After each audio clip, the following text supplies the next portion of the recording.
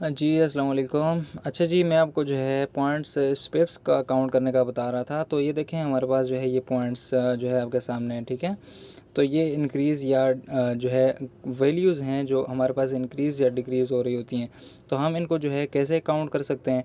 तो इनका जो है काउंट करने का बहुत बहुत सिंपल तरीका है, ठीक है। देखें, अच्छा 1 मिनट, मैं आपको जो है कुछ ईज़ी जो वैल्यूज़ हों काउंट करने में, मैं आपको वो समझा देता हूँ पहले।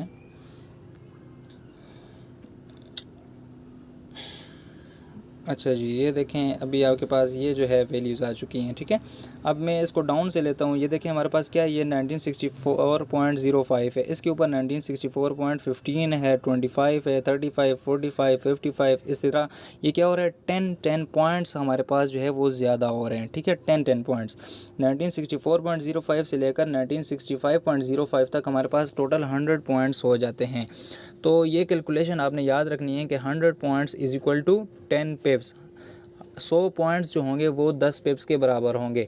और अगर आपने 0.01 की जो है लॉट साइज़ लगाई हुई है, तो आप अगर मार्केट इधर से जो है 1964.05 से बढ़कर 1965.05 तक चली जाती है और आपने बाय किया हुआ है और आपने 0.01 की लॉट साइज़ लगाई है, तो आपको $1 का प्रॉफिट होगा, ठीक है। $1 का आपका प्रॉफिट होगा, यानी 100 points is equal to 10 pips. और 10 पिप्स में अगर 0.01 लॉट साइज़ है तो आपको $1 का प्रॉफिट या लॉस होगा।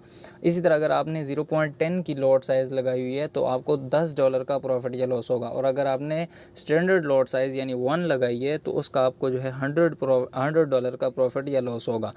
तो ये कैलकुलेशन आपने याद रखनी है, ठीक है। 100 पॉइंट्स इज इक्वल टू 10 पिप्स।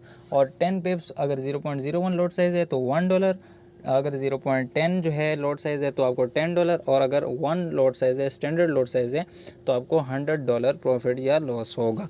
तो ये आपका जो है पिप्स का कॉन्सेप्ट है, ठीक है। इसके बाद जो है हमारा जो टॉपिक है वो देख लेते हैं कौन सा है, बैलेंस या इक्विटी। के बैलेंस क्या होता है या इक्विटी क्या होती है। अच्छा, अभी देखें बैलेंस जो है मेरे पास आपको ऊपर शो होगा कि वो है 35,951, लेकिन इसके साथ जो इक्विटी नीचे लिखी हुई है वो है 35,950। तो आपकी जो ट्रेड्स चल रही होती हैं, जो लॉस या प्रॉफिट आपका जो चल रहा होता है, वो आपके बैलेंस से जब प्लस माइनस हो रहा होता है, ठीक है। और आपको जो वैल्यू आपके पास अभी जो रह रही होती है अकाउंट में, वो आपको इक्विटी में शो हो रही होती है। अगर आपको प्रॉफिट हो रहा होता है, आपकी ट्रेड जो है वो प्रॉफिट में चल रही होती हैं, तो आपका जो है वो प्रॉफिट आपकी जो है बैलेंस में ऐड हो जाता है, ठीक है। यानी अगर आप अभी अपना ट्रेड्स को प्रॉफिट में क्लोज करेंगे तो आपका बैलेंस इतना हो जाएगा, यानी बढ़ जाएगा। अगर प्रॉफिट में है तो वो आपको इक्विटी में शो हो रहा होता है। अगर आपकी ट्रेड्स लॉस में जा रही हैं तो आपकी जो है वो इक्विटी लेस शो करेगा बैलेंस से। क्यों? अगर आप जो है अगर यही ट्रेड्स लॉस में क्लोज कर लेते हैं तो आपका जो अभी बैलेंस बन जाएगा तो वो आपका इक्विटी बन जाएगी, यानी इतना आपका जो है बैलेंस रह जाएगा, ठीक है। तो ये आपको क्या शो कर रहा होता है, इक्विटी शो कर रही होती है। तो बहुत सिंपल है, इसमें आपने ज़्यादा कंफ्यूज नहीं होना। अच्छा, how to follow signals. Signals आपने कैसे कैसे जो है फॉलो करने हैं। तो सिग्नल्स फॉलो करने का जो है बहुत सिंपल तरीका है। अगर आपको जो है सिग्नल्स आता है कोई, फॉर एग्ज़ाम्पल अभी आपको मैं 1 मिनट में आपको दिखाता हूँ कोई सिग्नल। अच्छा जी,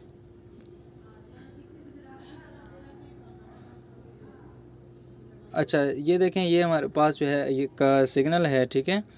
तो इस क्या है सिग्नल, गोल्ड सेल नाउ, ठीक है। गोल्ड सेल नाउ कहाँ से, 1962 और 1965 से ये जो है आज का सिग्नल है कि यहाँ से आपने क्या करना है, गोल्ड को सेल करना है। और टेक प्रॉफिट 1957 है, 1954, 1948। तो आपने सबसे पहले क्या करना है, आपने पेयर को देख लेना है कि ये पेयर कौन सा है। गोल्ड है, आप जाएंगे MT5 ओपन करें, आपने कौन सा पेयर ओपन करना है, गोल्ड। तो ये मेरे पास ऑलरेडी गोल्ड है। अगर आपके पास इधर गोल्ड ओपन नहीं हुआ, आप इधर जाएंगे कोट्स में जाएंगे, ठीक है। आप किसी भी पेयर में इसमें जाएंगे, ठीक है। अगर ये मुझे गोल्ड का है तो ये गोल्ड, आप इस पर क्लिक करें, चार्ट पे क्लिक करें तो आपके पास ये जो है आ जाएगा, ठीक है, पेयर। अब उधर क्या है, सेल दिया हुआ है, मुझे क्या किया हुआ है कि मुझे कहा हुआ है सेल करें। कहाँ से सेल करें, 1965 से या 1965 से, ठीक है। आप देखें इसकी प्राइसेस जो है वो 1966 चल रही हैं। तो बस ठीक है, ये तो वैसे भी ऊपर है, तो मैं इधर से क्या करूँगा, सेल की ट्रेड जो है वो प्लेस कर लूँगा। और लॉट साइज़ अपनी आपने कंट्रोल करनी है, आपने उस हिसाब से अपने सेल की ट्रेड आपने प्लेस कर लेनी है, ठीक है। तो अगर प्राइसेस उस जगह पर नहीं है, यानी वो ऊपर है या नीचे हैं, आप क्या करेंगे, आप अपना पेंडिंग ऑर्डर लगा देंगे। पेंडिंग ऑर्डर कैसे लगाते हैं इससे पहले मैंने आपको समझा दिया है। तो आपने क्या करना है, पेंडिंग ऑर्डर लगाना है। अगर मैं प्लस इंस्टेंट एग्जीक्यूशन नहीं, बल्कि अगर मैं सेल का ऑर्डर है तो सेल अगर मुझे 1970 से दिया होता तो मैं क्या करूँगा, 1970 लिख लूँगा, ठीक है, और प्लेस कर लूँगा, सिंपल। तो यहाँ पर अगर 1970 पे मार्केट जाएगी तो ख़ुद ब खुद मेरी सेल की जो है वो ट्रेड प्लेस हो जाएगी, ठीक है।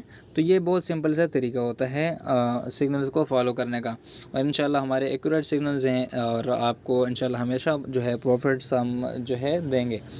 तो उम्मीद करता हूँ कि आपको जो है सारे लेक्चर्स की समझ आई होगी। जज़ाकल्लाह।